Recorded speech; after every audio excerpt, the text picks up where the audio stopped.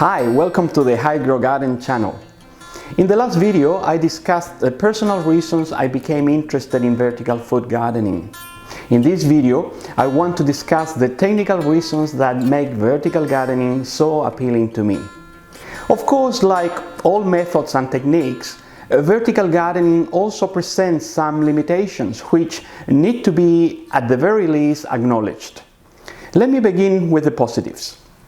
I think the most obvious advantage of vertical gardening is the ability to produce more food in a small area. And the reason is simple.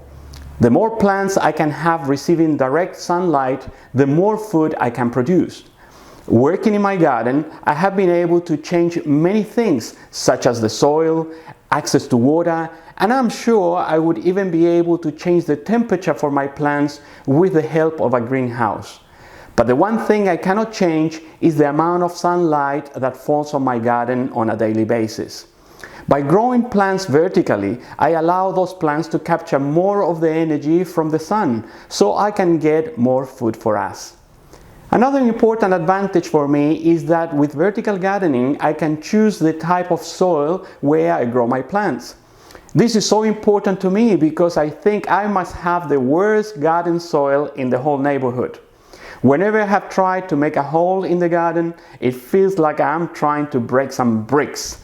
No wonder my poor plants find it so difficult to grow when I have tried to plant them directly in the soil.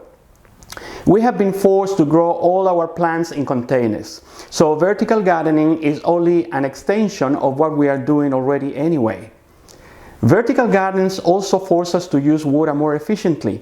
Instead of using a hose, I have been able to install a simple irrigation system to easily reach every single container. As we have to build a structure to grow plants vertically, it makes sense to use the same structure to install an irrigation system. That type of irrigation system helps us improve water use. It could also allow us to automate the irrigation system in the future if that is what we decide to do. I find that another great benefit of vertical gardens is that it needs very little or no weed control. I think one of the toughest jobs in the garden is weed control. Weed control is a never-ending task that takes a lot of energy and time that could be better spent helping the garden become more productive. I'm sure weeding is one of those tasks that put many people off from starting their gardens.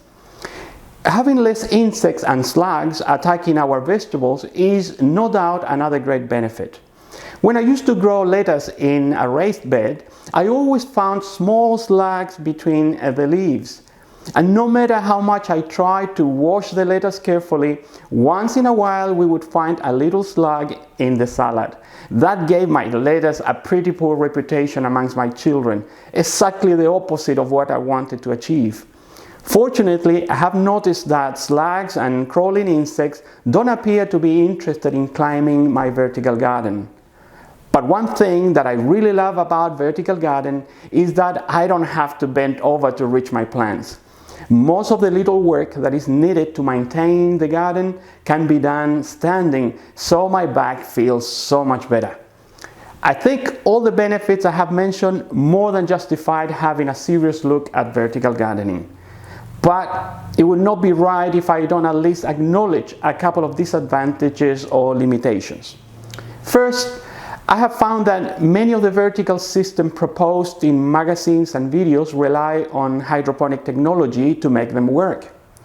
Personally, I have nothing against hydroponics, but I think having to deal with that adds another level of complexity which I'm not ready to tackle at the moment. For this reason, my experimental designs do not include hydroponic systems. I'm only testing traditional planters with soil and potting mixes.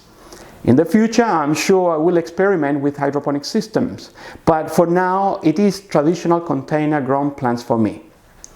Another disadvantage I should mention is that no matter what vertical system you decide to install, you will always have to spend some money on materials for the structure. I have tried to keep the cost as low as possible for all my experimental designs, but I always end up spending more than I originally intended. But on the other hand, I also spend more than what I had anticipated when I used to have my traditional vegetable garden. Also, I'm sure there are many other hobbies and activities which would be much more expensive than vertical gardening.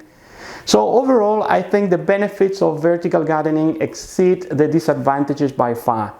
I'm really convinced that vertical gardening is here to stay.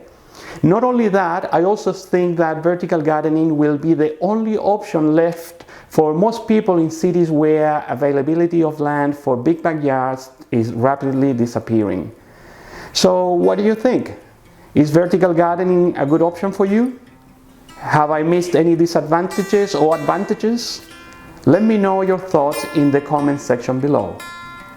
In the next episode, I will tell you where I found some good ideas and inspiration for my first experimental vertical garden. See you then.